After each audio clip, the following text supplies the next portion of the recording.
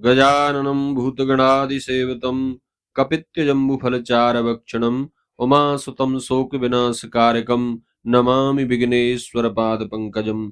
नमस्कार, स्वागत है आप सभी का हमारे YouTube चैनल में। आज के इस वीडियो में आप श्रवण करेंगे मार्गशीर्ष अगहन मास की संकष्टी चतुर्थी व्रत की कथा। मार्गशीर्ष अगहन मास की संकष्टी चतुर्थी का व्रत इस बार 2025 में 8 नवंबर शनिवार के दिन किया जा रहा है। इस दिन चंद्रोदय होंगे रात्रि में 8:02 पर। आइए श्रवण करते हैं संकष्टी चतुर्थी व्रत कथा। एक बार प्रेम से कहिए, बोले गणपति गजानन भगवान की जय, चौथ माता की जय, शंकर भगवान की जय, पार्वती माता की जय। गणेश संकष्टी चतुर्थी व्रत की वैसे तो बहुत सी पौराणिक कथाएं प्रचलित हैं, उन्हीं में से एक कथा मैं आपको यहाँ सुना रहा हूँ। ध्यान पूर्वक सुने और कथा को बीच में छोड़कर ना जाएं। एक बार प्रेम से कहें, बोलिए गणपति गजानन भगवान की जय। प्राचीन काल की बात है। एक बार भगवान शिव तथा माता पार्वती नर्मदा नदी के किनारे पर बैठे थे। वहां माता पार्वती ने भगवान शिव से समय व्यतीत करने के लिए चौपड़ खेलने को कहा। भगवान शिव चौपड़ खेलने के लिए तैयार हो गए, परंतु इस खेल में हार जीत का फैसला कौन करेगा, यह प्रश्न उनके सामने उठा। तो भगवान शिव ने कुछ तिनके एकत्रित करके उसका एक पुतला बनाकर उसकी प्राण प्रतिष्ठा कर दी और पुतले से कहा, बेटा हम चौपड़ खेलना चाहते हैं, परंतु हमारी हार जीत का फैसला करने वाला कोई नहीं है, इसलिए तुम बताना कि हम दोनों में कौन हारता है और कौन जीतता है। उसके बाद भगवान शिव और माता पार्वती का चौपड़ का खेल शुरू हो गया। यह खेल 3 बार खेला गया और संयोग से तीनों बार माता पार्वती की जीत हो गई। खेल समाप्त होने के बाद जब बालक से हार जीत का फैसला करने के लिए कहा गया तो उस बालक ने महादेव जी को विजयी बताया। यह सुनकर माता पार्वती क्रोधित हो गईं और क्रोध में उन्होंने उस बालक को लंगड़ा होने, कीचड़ में पड़ा रहने का श्राप दे दिया। बालक ने माता पार्वती से माफी मांगी और कहा कि यह मुझसे अज्ञानतावश हुआ है, मैंने किसी द्वेष भाव से ऐसा नहीं किया।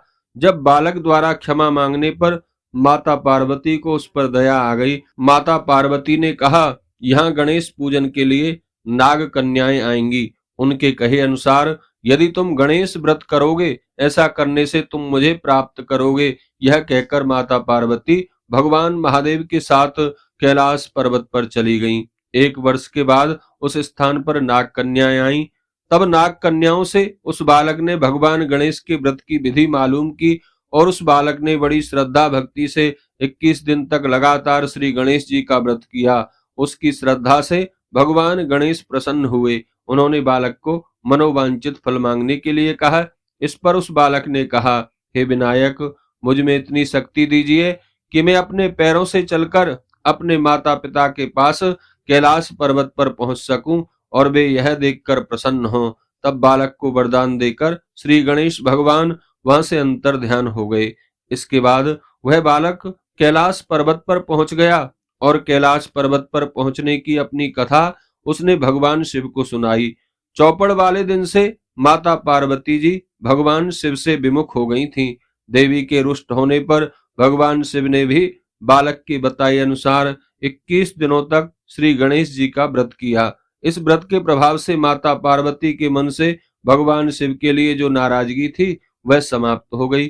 तब यह व्रत विधि भगवान शंकर ने माता पार्वती को बताई। यह सुनकर माता पार्वती के मन में भी अपने पुत्र कार्तिकेय से मिलने की इच्छा जागृत हुई, जो नाराज होकर माता पार्वती से दूर चले गए थे। माता पार्वती ने भी भगवान शिव के कहे अनुसार 21 दिनों तक श्री गणेश जी का व्रत किया तथा दूर्वा, फूल और लड्डुओं से गणेश जी का अर्चन पूजन किया।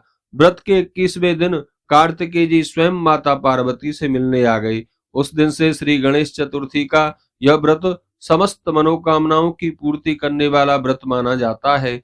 इस व्रत को करने से मनुष्य के सारे कष्ट दूर होते हैं और सभी संसारिक सुखों की प्राप्ति होती है।